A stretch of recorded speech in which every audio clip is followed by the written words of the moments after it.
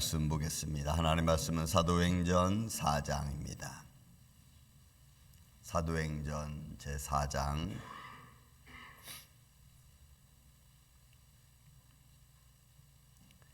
사도행전 제4장 17절부터 21절까지 있는 말씀입니다.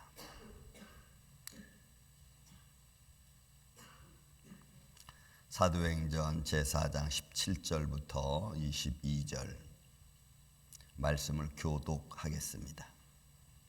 이것이 민간에 더 퍼지지 못하게 그들을 위협하여 이후에는 이 이름으로 아무에게도 말하지 말게 하자 하고,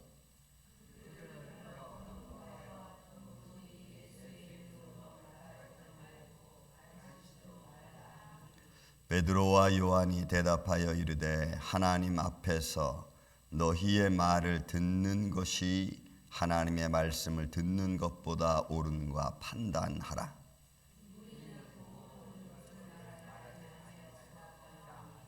관리들이 백성들 때문에 그들을 어떻게 처벌할지 방법을 찾지 못하고 다시 위협하여 놓아 주었으니 이는 모든 사람이 그 된 일을 보고 하나님께 영광을 돌림이라.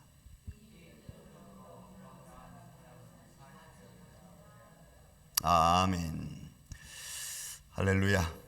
이번 한 주간은 삶의 위협과 증거라고 한 말씀으로 우리 인물들을 좀 보고 그 인물들이 어떻게 시대적인 상황을 말씀으로 이겨나가는가에 대해서 우리가 좀 이 한 주간 보면서 우리가 2024년도에 우리가 당면하는 삶의 문제들을 어떻게 헤쳐나갈까라고 하는 것에 초점을 맞추는 이번 한 주간 전 되기를 원합니다. 이 당시는 지금 이 시대적인 배경은 초대교회 당시고 예수님이 돌아가시고 그리고 얼마 안 됐습니다. 성령이 그들에게 임하고 그리고 사도들을 중심으로 해서 말씀이 선포되어지는 그 과정 속에 성령님이 그들과 동행하면서 베드로를 중심으로 해서 사도들 그리고 120문도 성령의 충만함을 받은 성도들의 입술을 통해서 하나님의 기적과 표적이 일어나기 시작하는 때입니다. 복음이 복음으로서 또 복음이 하나님 나라의 증거자로서 사람들 앞에 보여지고 느껴지고 체험되어지는 이런 시대적인 배경을 가지고 있습니다. 유대 종교에서는 이단으로 몰고 그 다음에 잘못된 것으로 취급하고 있는 어떤 서기관들과 대제사장들과 또 제사장 바리새인들과 있는가 반면에 또 반면에 정치 지원에서는 오히려 그들을 잘못된 길로 인도해서 반란자의 모습으로 끌고 가고 있는 그런 시대적인 배경에 있습니다.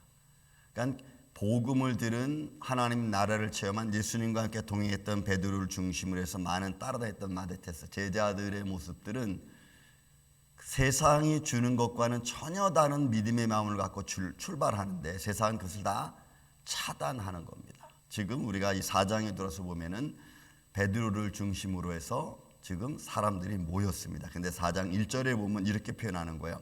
사도들이 백성들에게 말할 때에 제사장들과 성전 맡은 자, 서기관들이죠. 그리고 사두개인들이 이르러 예수의 죽은 자의 부활이 있다고 백성에게 가르치는 것을 금하는 겁니다. 여러분 세상에 나가서 뭐 예수님 증거하고 그러면은 뭐 그냥 받아들이기도 하지만 어떤 사람들은 저렇게 안 했으면 좋은데 뭐 이런 말 하는 거죠. 그러면서 오히려 반대하고 부정하고 때로는 믿음의 삶이 나타나는 것을 어떤 이들은 싫어하는 거예요. 바로 지금 이 상황입니다.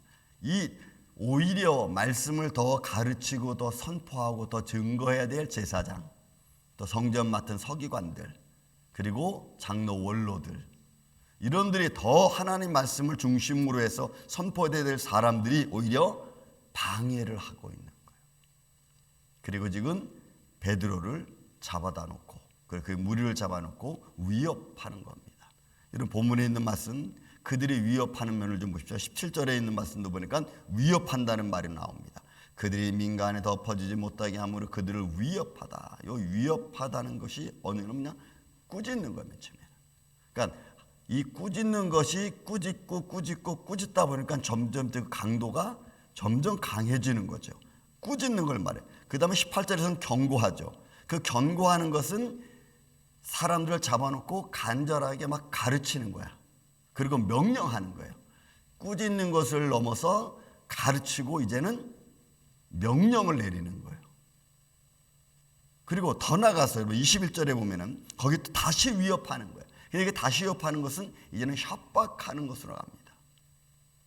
그러니까 그들은 왜 이런 일을 벌릴까요? 자기들의 교권을 유지하기 위한 겁니다. 자기들의 위치와 지위를 유지하기 위한 거예요. 자기의 자존심을 지키려고 오히려 하나님의 생명의 말씀의 길을 차단하는 거예요. 자존심을 지키고 자기 어떤 삶의 배경을 지키고, 그들은 그걸 지키기 위해서 그런 것들을, 자존심과 자기 어떤 시기와 위치와 권력 이런 것들을 파괴하고 내려놓으라고 하는 그런 하나님의 말씀을 듣지 않는 겁니다. 오히려 그것을 하지 말라라고 하면서 자기들이 더 옳다고 하는 것을 권위로 누르는 거예요. 여러분, 세상에 나가서 우리가 일하다 보면 조금 좀 어떤 위치에 있다고, 자기가 조금 더 높은 위치에 있다고 보면 그걸 가지고 어떻게 해요? 사람들을 막 얕보죠. 여러분, 저는 가끔 우리 경찰들을 이렇게 만납니다. 경찰들 만나면 좀 경고하고 좀 노티스를 줘도 괜찮을 것을 굳이, 그죠? 막 위협을 하고. 제가 팔팍에 나가서 스탑해야 될 때 나도 그 사인판을 못 보고 그냥 빨리 라이터 내가지고 막 갔으니까 갑자기 빨간불이 막 켜지니까 나를 쓰라고 그런 거 모르고 나는 쭉 가가지고 은행까지 들어갔어요. 들어서 따라 들어왔더라고. 그러면서 아주 근데 한국 여자 경찰이에요. 가지고 딱 경례를 하더니 그 다음에 막 얘기를 하더라고. 그 나중에 하는 말은 왜 도망갔냐 나보고. 그래서 난 도망간 적이 없다. 그럼 왜 내가 반짝거리는데 안 섰냐? 나는 나보고 반짝거리는지 몰랐다. 내가 뭘 잘못했는지 모르니까. 그랬더니 당신은 이렇게 해서 거의 스탑 사인 안 섰고 빨리 돌았고, 내가 깜빡거리는데 당신이 막 갔다는 거예요. 그래서 미안하다. 나 그럼 잘못했다. 노티스 좀 주겠습니까? 그랬더니 no. 라이센스. 그래서 그래, 권력이 세긴 세지. 거기 뭘 방해를 하겠어 달라 그러는데 줬더니 그랬더니 80불짜리 딱 끊어왔더라고. 뭐 세금 내는 거야, 뭐 낼 수 있죠. 근데 그 삶이, 그 과정이 사람이 몰랐을 수도 있고 노티스 줄 수도 있는데 내 생각은 그런 거죠. 그렇지만 그런 게 없더라고. 내가 그렇게 보면서 그래, 사람은 자기가 가진 위치가 있으면 또 그걸 가지고 또 나타내는 것도 나쁘지는 않지만 그게 왠지 모르게 받는 사람 입장에서 좀 너무하다 싶을 정도에는 꼭 굳이 그렇게 해야 되는가 싶으면은, 아니면 그 권력 조금 있다가 되게 그러네 이런 말 하잖아요. 그죠? 왜요? 자기를 지키고 싶은 거예요. 자기를. 그리고 자기가 이런 위치에 있다는 것을 알리고 싶은 거예요. 그런데 여러분, 지금 이 대제사장들과 더군다나서 이 서기관들은 그리스도 예수라고 하는 복음 때문에 자기들의 가르치고 있는 율법도 무너지고 전통도 무너지고 있는 이런 상황에서 예수는 부활하셨다라고 말씀을 선포하니까 이거 안 받아들여지는 거예요. 왜? 그걸 받아들여졌다가는 자기들이 가르치고 있는 모든 게 다 무너지거든. 이게 여러분, 어찌 보면은 그 사람들은 교권을 지키기 위해서, 시스템을 지키기 위해서 하는 거지만, 반대로 이 베드로를 중심으로 해서 나와 있는 많은 사람들은 그런 사회적 권력 때문에 다가오는 위협, 보세요. 그 위협이 점점 강도가 세지잖아요. 이제 5장 6장에 가면은 여러분, 예루살렘의 그 당시에 감독이었던 야고보를 헤롯 아그리빠를 통해서 여러분 죽여버려요. 그리고 사도들을 잡아다가 옥에 가둬버리고, 점점 그 강도는 여러분 세지는 거예요. 그런 위협은 우리 상황에 얼마든지 있습니다. 그런 위협 중에 하나가 그거죠. 당신의 믿음이 정말 좋습니까? 조금 되게 그러네, 뭐 잘난 척하네, 이런 말들로 이런 위협들은 내가 가지고 있는 진실한 믿음을 무너뜨리게 만드는 요소가 된다는 거예요. 그것이 사회적인 권력이 됐던 아니면 삶의 과정 살아가는 어떤 시스템에 맞춰서 내가 가지고 있는 믿음, 진실함을 자꾸 흠집내게 하는 것이 이들의 원리입니다. 지난번에 제 말씀 한번 드린 적이 있는데 어느 날 제가 식당에 갔습니다. 근데 우리 팁을 이렇게 놓잖아요. 근데 아는 사람이 있어. 이거 팁을 얼마를 써야 될까? 그거죠. 저분이 나를 목사라고 하는데 내가 이걸 얼마를 써야 되지? 어떨 때는 신앙이라는 것은, 내 믿음이라는 것은 사람들에게 보이기 위한 것으로도 나타날 수 있어요. 근데 그게 아무렇지도 않은 것 같은데 그걸 자세히 보면 그것도 그 상황에서 벌어지고 있는 내 믿음을 어떻게 보면은 나도 모르게 이렇게 내가 막 판단하려고 하는, 많이 주면은 믿음이 좋다 그러나, 조금 좀 믿음 목사면 이렇게 째째하다 그런데 어떻게 해야 되지? 이런 생각이 들잖아. 이런 것들이 아무것도 아닌 것 같은데 그런 것들이 나도 모르게 내 믿음을 위협하는 요소들이 되는 거예요. 큰 문제가 뭐 전쟁이 터져가지고 내가 믿음이 있느냐, 교회 가느냐 안 가느냐, 이런 위협이 아니고 내 삶의 자줄구리한 작은 것들이 내가 가지고 있는 믿음들을 여러분 흔드는 거예요. 그래서 그 위치에 서 있지 못하도록 하는 것이 여러분 우리 삶에 나를 위협하는, 내 믿음을 위협하는 많은 요소들 중에 하나라고 하는 겁니다. 그래서 그들은 위협합니다. 그리고 그들이 하는 말이 뭐예요? 17절의 말이니까 이후로는 이 이름으로, 예수라고 하는 이름으로 너희는 절대로 아무에게도 전하지도 말고 선포하지도 말라라고 말하는. 그리고 불러서 경고하고, 그리고 예수의 이름으로 말하지 못하게 하고 가르치지도 못하게 하고. 그러면 여기에 대해서 이제 베드로와 그 무리들이 판단하는 겁니다. 저들의 위협을 내가 어떻게 대처할 것인가. 그죠? 그런 대처할 수 있는 방법은 여러분 방법이 없어. 본문에 나왔으면 베드로의 방법입니다. 여러분 19절에 보니까 베드로와 요한이 대답하여 이르되 하나님 앞에서 너희 말을 듣는 것이 하나님의 말씀을 듣는 것보다 옳은가? 여러분 분별, 판단하라는 거예요. 여기 분별하는 것은 옳고 그름에 가는 겁니다. 그러니까 믿음의 사람들이 어디에 설 건가를 여러분 정확히 봐야 되죠. 그런데 이 분별은 어디에 근거하냐면 내가 무엇을 판단하고 내가 무엇인가를 분별할 때는 그 분별할 수 있는 기준을 내가 어디에 두고 있느냐는 거예요. 그런데 베드로는 어디에 그 근거를 두냐면 여기에 근거를 두고 있어요. 20절 말씀 보면 우리는 보고 들은 것을 말하지 않을 수 없다. 이게 근거예요. 그가 지금 제사장들과 바리새인들과 서기관들이 그렇게 위협하고 막 경고의 메시지를 보내는 그런 위협적인 상황에서, 경고 속에서 베드로는 그것을 분별하는데 그 분별의 근거가 이겁니다. 본문에 있는 말씀 보고 들은, 에이도 아쿠오라고 하는 이 단어 가지고 있는 말이 굉장히 중요하다고 제가 많이 말씀드렸습니다. 이 아쿠오라는 단어는 듣다라는 말이에요. 그냥 뜻은 듣다 이거예요. 그런데 이 듣는 것이 청각적인 작용을 하는 겁니다.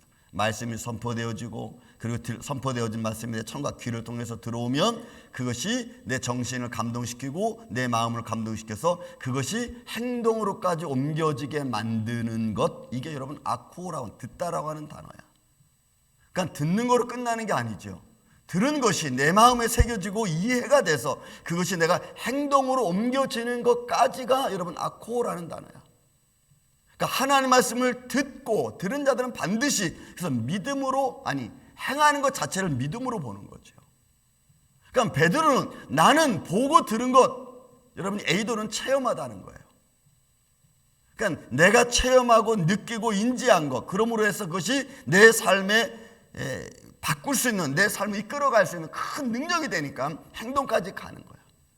베드로는 이걸 얘기하는 거예요. 이 듣고 보고 한 이 모든 것들이 판단의 기준이 되는 거예요. 내가 판단할 수 있는.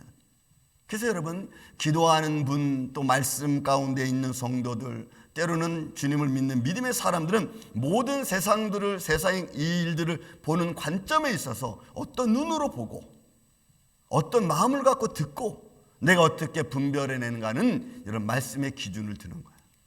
그러면은 그 기준이 하나님을 기쁘시게 하는 모습으로 여러분 판단 내릴 수 있는 좀 담대함이 생겨요. 여러분 본문에 있는 말씀 4장 사도행 여러분 보면 4장 여러분 본문의 말씀 13절에 보면 이런 말씀이 나와. 13절에 그들이 베드로와 요한이 담대하게 말하는 것을 보고 해서 여기서 베드로와 요한이 담대하게 말한다는 이 단어가 여러분 팔레시아라고 하는 단어 너무 중요해. 왜냐하면 이 담대함이라는 것은 뭐냐면 내가 모든 것을 할 수 있게 하는 그런 자유로움의 마음을 말해. 그러니까 베드로와 요한은 내가 어떤 위협이 와도 내가 어떻게든 자신 있게 담대하게 말할 수 있는 자유로움이 내 안에 꽉 차 있는 거예요. 그러니까 세상의 권력 앞에서도 주눅들지 않아. 왜? 내 마음속에 그런 자유로움이 있어. 어떤 위협에도 웅크러들지 않고 마음이 좁아지지 않고 또 위험을 느끼지 않는 그런 담대함이 내 안에 있는 거예요. 저는 여러분들 안에 이런 믿음이 있기를 예수님의 이름으로 축원을 드립니다. 그래야 여러분 우리가 세상 앞에 문제 앞에 담당할 수 있어요. 어떤 문제가 다가오면 내가 위축이 되고 이럴까 저럴까 전전긍긍하고 여러분 그럴 필요가 없다는 거지. 왜요? 하나님 믿는 믿음의 마음이 내 안에 딱 쓰면은 그런 어떤 삶의 문제가 내게 다가와도 그것을 방어해낼 수 있는 헤쳐나갈 수 있는 우리 마음속에 담대한 용기가 있다고 하는 거예요. 그러니까 베드로가 이런 마음을 딱 갖고 있으니까 여러분 그들의 위협이 그렇게 무섭지 않아. 어떻게 보면 베드로 입장에서 보면은 좀 가요. 하나님의 말씀을 모르고 진리의 말씀을 그들이 깨닫지 못한 채 먼저 깨달아야 될 사람이 깨닫지 못한 채 저런 말을 하는 것을 베드로 입장에 딱 들으면은 오히려 불쌍한 거예요. 불쌍히 느껴요. 우리는 보고 들은 것을 말하지 아니할 수 없다니 관리들이 백성들 때문에 그들을 어떻게 처리할 방법을 찾지 못했습니다. 제가 한번 말씀드렸죠. 새벽 예배 때 바리새인들과 또 그 다음에 대제사장들 이들은 전통을 지키는 사람들이었습니다.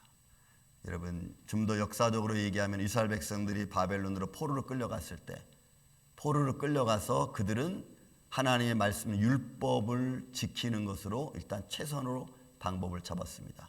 그런데 율법을 지키는 것뿐만이 아니고 그 율법을 지키려고 하면 애쓰는 그런 그 소위 말해서 그 당시에 그 사람들, 그 제사장들 이런 사람들 굉장히 우러러봤습니다. 자기들은 삶의 현장에서 그런 걸 못 하는데 오히려 지도층에서 그런 것들을 해주니까 너무 고마웠죠.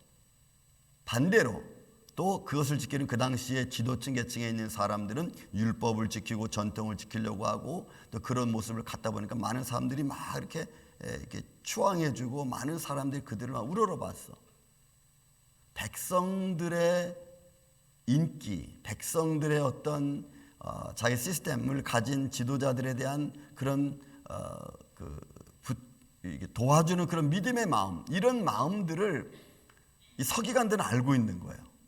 그러니까 백성들의 마음을 다치지 않는 범위에서 베드로와 그 사람들을 처리하려고 하니까 여러분 이게 잘 안 되는 거예요. 왜? 백성들한테 인기를 잃어버리면 그들이 가지고 있는 삶도 다 잃어버리는 거거든. 우리 2024년대는 이런 마음 가집시다. 하나님, 내가 하나님 말씀을 갖고 이 세상을 살아가는데 많은 문제들이 삶에 있다 할지라도 나에게 주신 하나님의 말씀과 내가 기도 가운데서 내게 감동하시는 것 그리고 내가 믿음 앞에 담대히 설 수 있도록 나를 인도해 주시는 그 하나님의 손길을 따라서 내가 흔들리지 않고 그 어떤 삶의 위협 속에서도 잘 분별해서 하나님의 영광을 드러낼 수 있는 그런 믿음의 길을 살아가게 해달라고 여러분 2024년에 여러분들이 기도하시면서 그런 마음으로 준비하셔서 여러분 승리해 나가는 올 한 해 나머지 2024년도 12월 마지막 30일에는 그런 감사를 드릴 수 있는 이 아침에 저와 여러분이 되시기를 예수님의 이름으로 축원을 드립니다.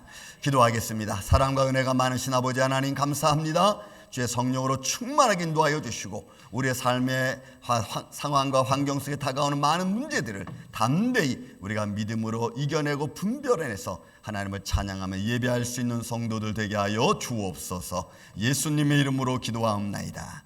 아멘. 우리가 찬송